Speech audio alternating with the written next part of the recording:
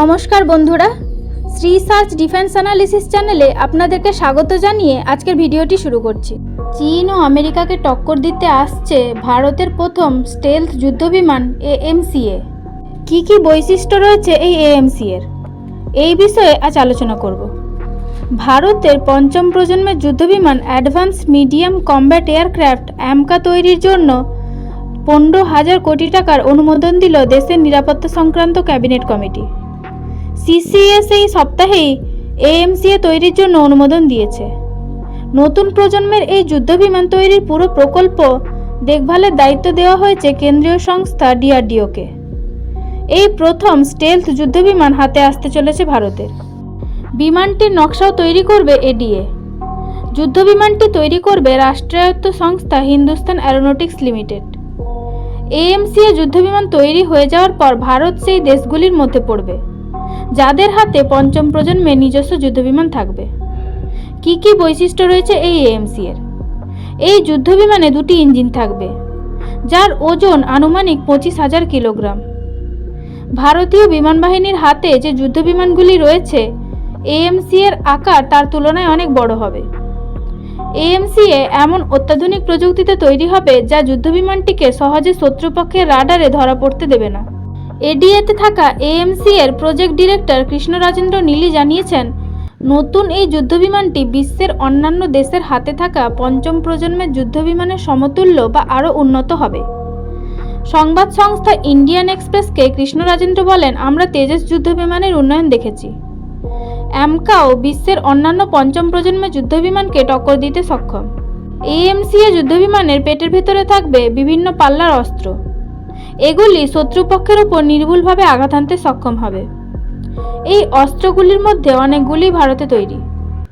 এছাড়াও বিমানটির মধ্যে থাকবে 6,500 লিটার জ্বালানি ধারণে সক্ষম একটি বড় ট্যাঙ্ক। AMCA Mk1 যুদ্ধবিমানে থাকবে 90 কিলোনিউটন শ্রেণীর আমেরিকার G414 ইঞ্জিন। অন্যদিকে আরও উন্নত AMCA Mk2 যুদ্ধবিমান উড়বে 110 কিলোনিউটন ইঞ্জিনে, যা বিদেশি প্রতিরক্ষা সংস্থার সহযোগিতায় DRDO-র একটি সংস্থা তৈরি করবে। জানা গিয়েছে, AMCA Mk2 যুদ্ধবিমানটির ইঞ্জিন তৈরির জন্য ফ্রান্সের স্যাফরান SA সংস্থার সঙ্গে কথা বলছে ভারত। AMCA যুদ্ধবিমানটিতে থাকছে শক্তিশালী সেন্সর এবং অত্যাধুনিক অস্ত্রাগার।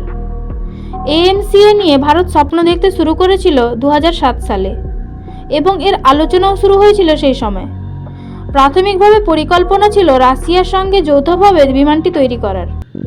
তবে 2018 সালে ভারত রাশিয়ার সঙ্গে ওই বিমান তৈরির প্রকল্প থেকে সরে আসে। নিজেরাই দেশীয় পদ্ধতিতে এই যুদ্ধবিমান তৈরির সিদ্ধান্ত নেয় নরেন্দ্র মোদী সরকার। এর আগে নতুন প্রজন্মের একক ইঞ্জিনযুক্ত তেজস যুদ্ধবিমান তৈরিতে হাত লাগিয়েছিল ভারত। এরপর আবার দেশীয় পদ্ধতিতে বিমান তৈরির সিদ্ধান্ত নিল ভারত। ADA আগামী 4.5 থেকে 5 বছরের মধ্যে AMCA তৈরি করে ফেলবে বলে আশা করা হচ্ছে। বিমানটিকে আরও অত্যাধুনিক বানাতে সময় লাগবে প্রায় 10 বছর। HAL বিমান তৈরির কাজ শুরু করার আগে 5টি প্রোটোটাইপ তৈরি করবে বলেও জানা গিয়েছে। কয়েকটি বেসরকারি সংস্থাও বিমানটি তৈরিতে যুক্ত হতে পারে। মাত্র কয়েকটি দেশের হাতে পঞ্চম প্রজন্মের স্টেলথ যুদ্ধবিমান রয়েছে।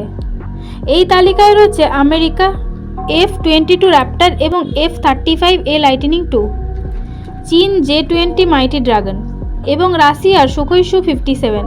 সেই তালিকাতে যুক্ত হতে চলেছে ভারতও। ভারতীয় বায়ুসেনার হাতে বর্তমানে 30টি যুদ্ধবিমানের স্কোয়াড্রন রয়েছে। AMCA হাতে এলে আরও সমৃদ্ধ হবে ভারতীয় বিমান বাহিনী। এই ধরনের আরও নতুন নিউজ আপডেট পেতে হলে ভিডিওটিকে লাইক করবেন এবং চ্যানেলটিকে অবশ্যই সাবস্ক্রাইব করে রাখবেন।